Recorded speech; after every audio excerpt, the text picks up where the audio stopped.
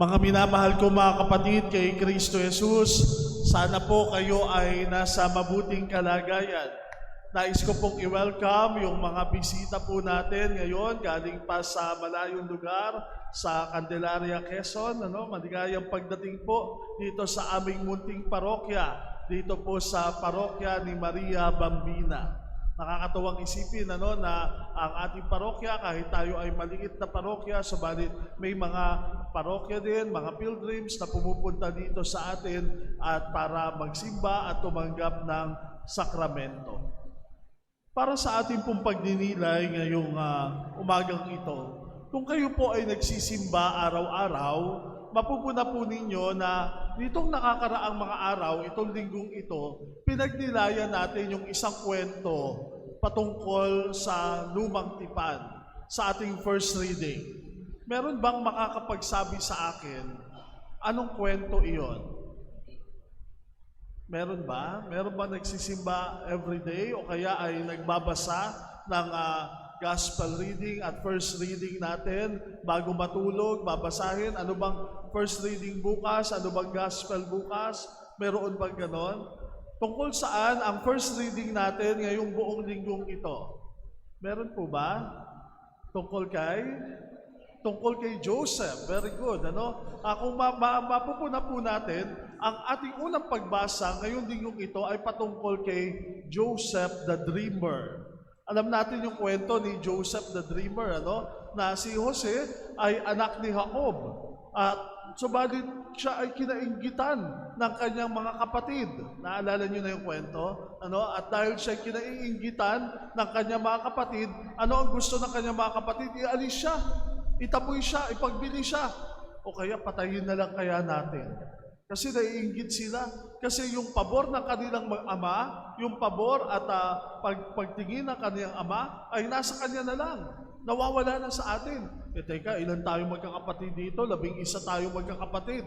Bakit nasa kanya lang ang pagtingin ng ating ama? Naiinggit sila. Subalit alam din natin yung kwento na inihulog sa bangin si Jose at pinag-isipan nila anong gagawin natin kay Jose. Si Jose ba ay ating papatayin? Teka, kadugo natin siya. Ipagbili na lang natin siya. At doon sa pagkakataong yun, pinagbili si Jose doon sa mga taga-Ehipto.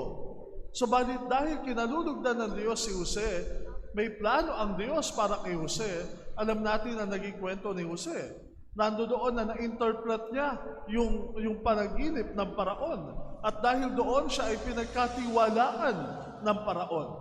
Sapagkat dadating yung panahon na magkakaroon ng taggutom doon sa kanilang lugar. Nahulaan yun ni Jose. Na-interpret yun ni Jose. At dahil doon nakapag-ipon sila ng napakaraming mga grains, mga trigo, mga palay, marahil.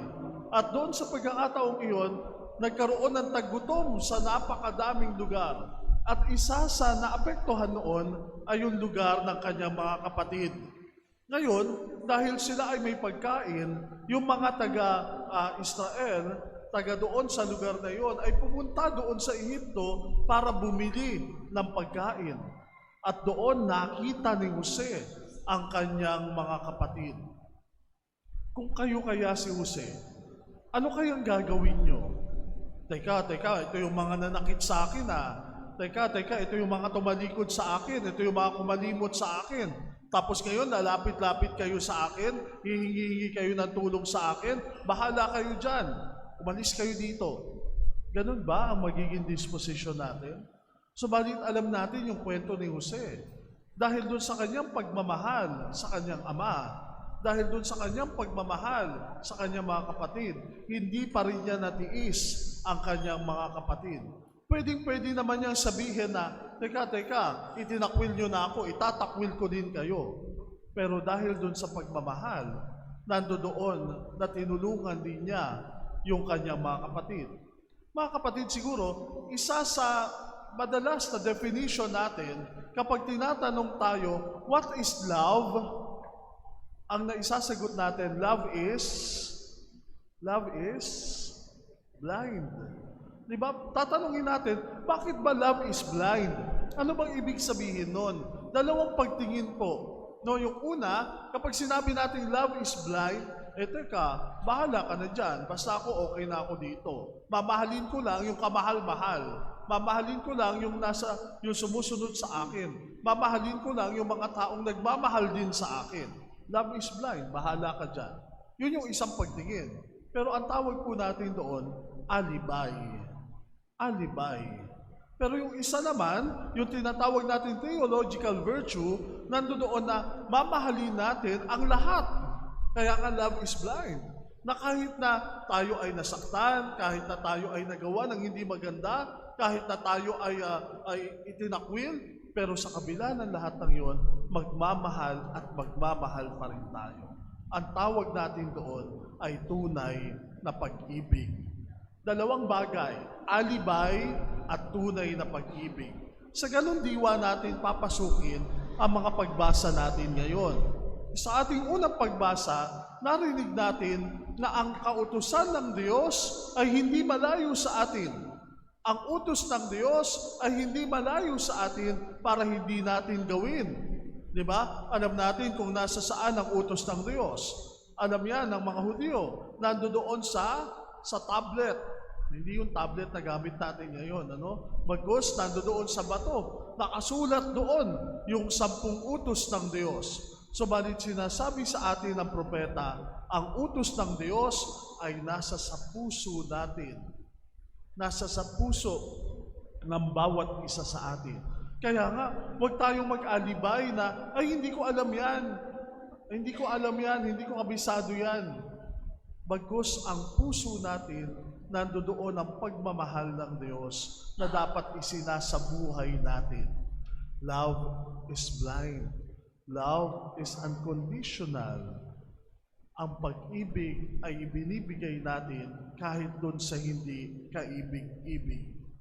Ikalawa, sa ating ikalawang pagbasa ngayon, narinig naman natin, ibinibigay sa atin yung imahen ng hindi nakikitang Diyos.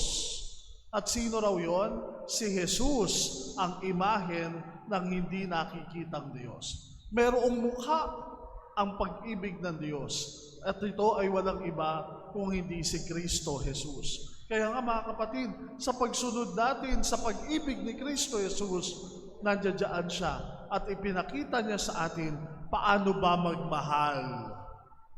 Kung minsan yung mga kabataan ngayon, sasabihin sa iyo, I love you, mahal kita. Kung minsan dumadating pa doon sa punto na, ibigay mo na sa akin ang lahat, total mahal naman kita eh. Pero yun na ba yung pagmamahal? Ano ba ang pagmamahal?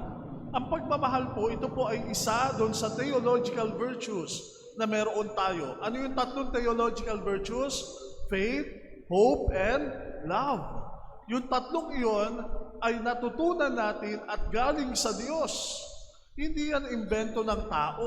Hindi yan imbento ni Numan. Hindi yan imbento ni Google. Hindi yan imbento ng AI.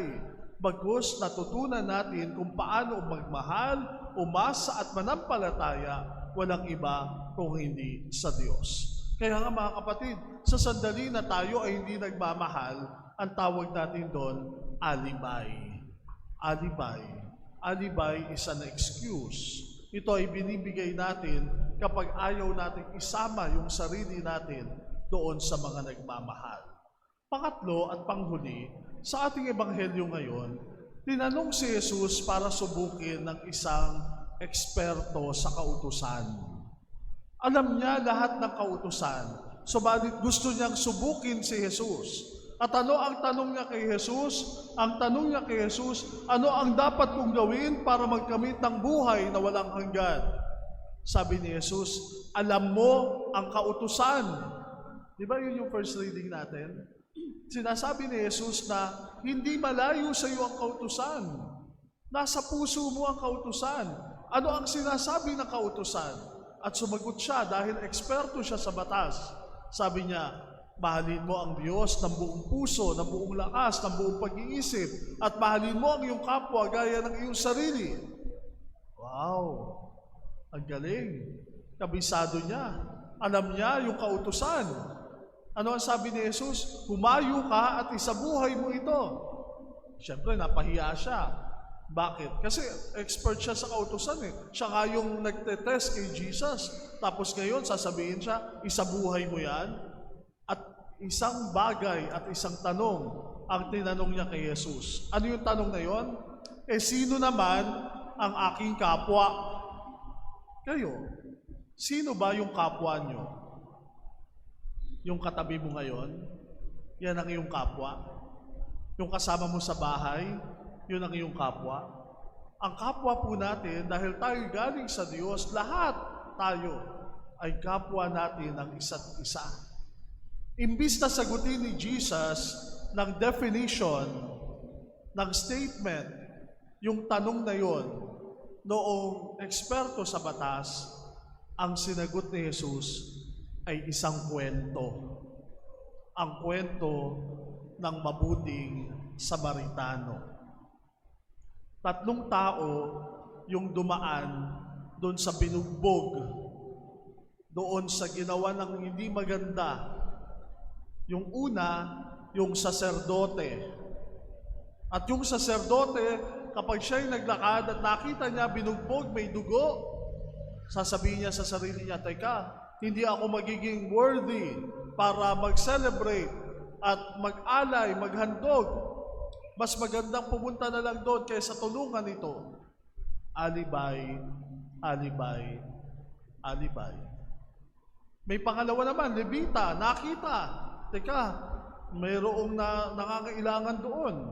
Pero imbis na tulungan, meron pa akong gagawin. Marami pa akong gagawin. Bahala ka na dyan. Kaya mo pa naman yan.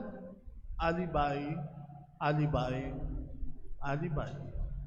Pero merong isang Samaritano, alam niyo yung Samaritano, hindi yun Hudyo, tagalabas yun. Ang tingin ng mga Hudyo sa mga Samaritano ay madudumi, makasalanan, outsider, outcast, nasa laylayan. Pero kung sino pa yung nasa laylayan, kung sino pa yung itinuturing nilang tagalabas, nang makita niya yung taong iyon na nangangailangan, siya pa ang tumulong. At hindi lamang simpleng tulong, hindi lamang nag-abot ng barya, hindi lamang hiniksahan ng pera, bagkus kinarga, binuhat, isinakay doon sa kanyang hayop, at pumunta doon sa bahay panuluyan at inalagaan. Tanong ni Jesus, doon sa 3, sino ron ang naging kapwa doon sa taong nangangailangan? Kayo, anong sagot nyo? Yung una, gagawin lang naman niya yung kanyang role eh. Kasi kapag tinulungan niya yung taong yon, hindi siya magiging worthy para maghandog sa templo. Yung pangalawa, ganun din. Kapag ginawakan niya yung taong yon, hindi rin siya worthy para magpahayag ng salita ng Diyos. Yung pangatlo, outcast naman yun eh. Tagalabas naman yun eh. Hayaan mo na yun. Pero sino naging kapwa doon sa 3 na yun? Alam din natin ang sagot. Bakit alam mo ang sagot? Kasi malapit sa puso natin ang kautusan. Hindi malayo sa puso natin ang kautusan. At kilala natin at may mukha ang kautusan. At ang mukha ng kautusan ay si Jesus. Mga kapatid, love is blind. Pero sana, imbis na yung mga taong nagmamahal lang sa atin, kumakalinga at nagbibigay sa atin ng mamahalin natin, love is blind.